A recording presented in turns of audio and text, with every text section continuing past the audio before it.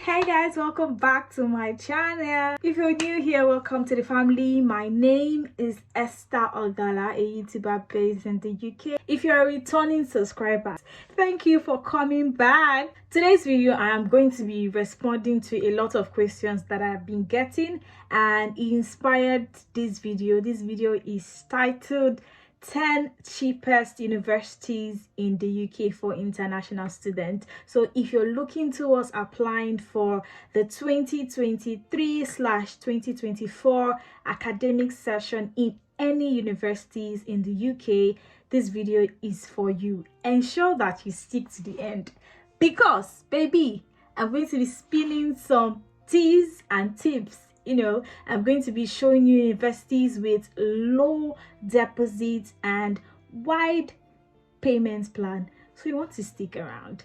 I'll see you in a bit.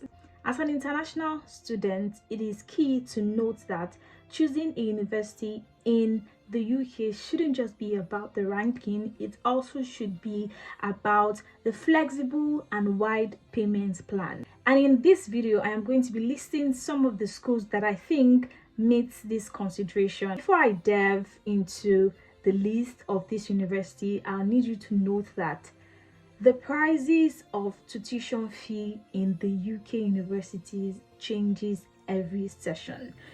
So what used to be last year is different from this year and would be different from next year. So if you have plans at all, to apply for a school in the UK for 2023/2024 session, and now is the time to apply. If you intend to come in January or September, now is the perfect time for you to apply, because it keeps going up and it never comes down. And why is this so? It is because the UK universities have adopted or implemented yearly tuition fee increase. That's why it never would go down, it would always go up. Without further ado, let's go straight into the list. First on my list is the University of Wolverhampton. Now this university charges a tuition fee of £14,000. The deposit required here to get your CAS is £3,000.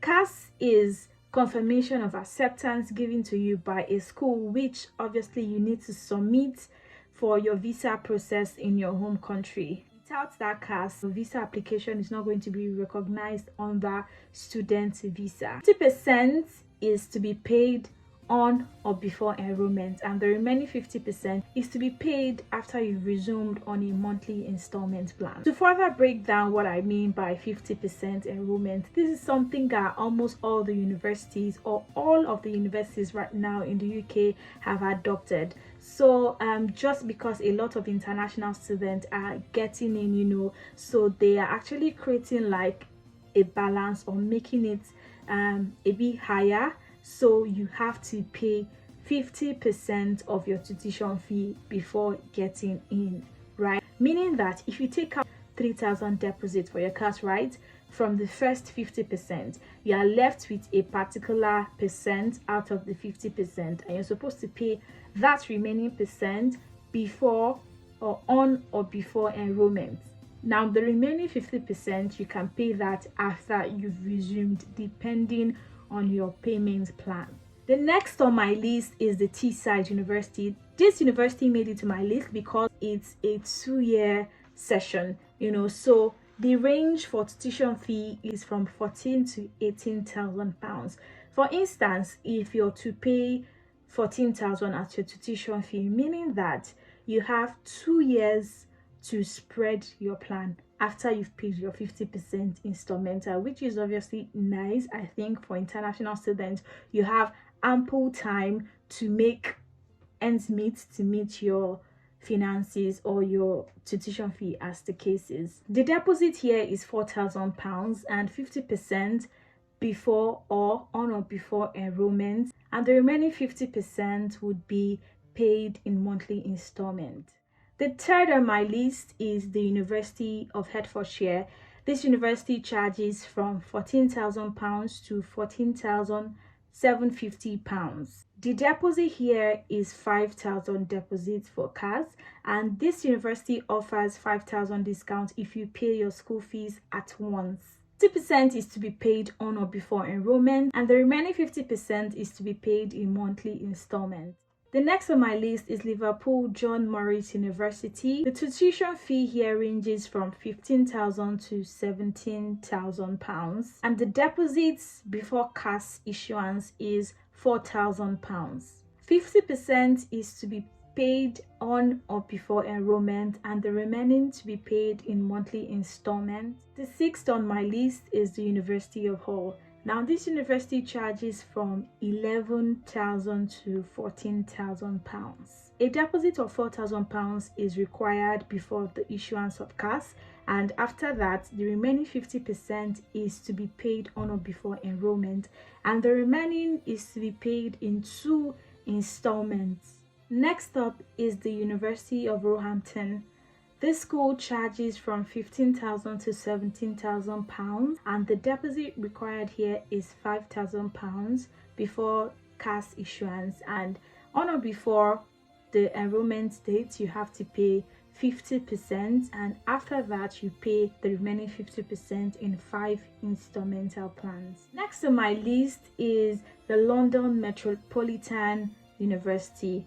This university charges from £16,000 to £17,000, and before cash issuance you have to pay 50% of your tuition fee, and after that you can pay the remaining 50% in 9 installmental spread. I have the University of Highlands and Highlands.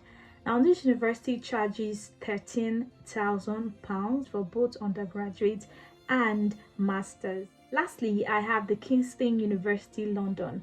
This university charges from £15,000 to £18,000, and a deposit of £5,000 is required before cash issuance. And that's about it for the list of universities that I think are cheap for international students. Obviously, I did not measure Cambridge. I did not measure Oxford. Did you hear me say that? No. But if you have the money, of course, feel free to add it and go to that. On a final note, universities in the UK is strictly business. They do not care whether you can meet up with payments, how you intend to meet up with payments. All they just know is that please meet up. So my advice here is, as an international student, please do not run after schools with lesser deposit, because I mean it's only a clickbait. Some of them, like I know, offer £200 for deposits before cash issuance. I mean, that's cheap. Yeah, you hear that and you're like, oh, let me do that. If the plan is not flexible, how do you intend to meet? From where? So I need you to note that, and also note that the living expenses in the university you're trying to look at or apply to should matter, because locations vary. Say, what you spend as living expenses in London will definitely differ from what you spend in Wales or Scotland, or even cities in England, say like Buckingham, Birmingham, Hull, and the rest of them. So guys, till I come your way again, let me know if this video was helpful. Please comment in the comment section. Tell me what you hope to see next. Tell me what you think, or which of the other universities you think they make it to this list but should have. I'll see you guys in my next one. Until then, keep on being amazing, keep on being fantastic, keep on loving you, and keep on doing you. Love and light always, guys.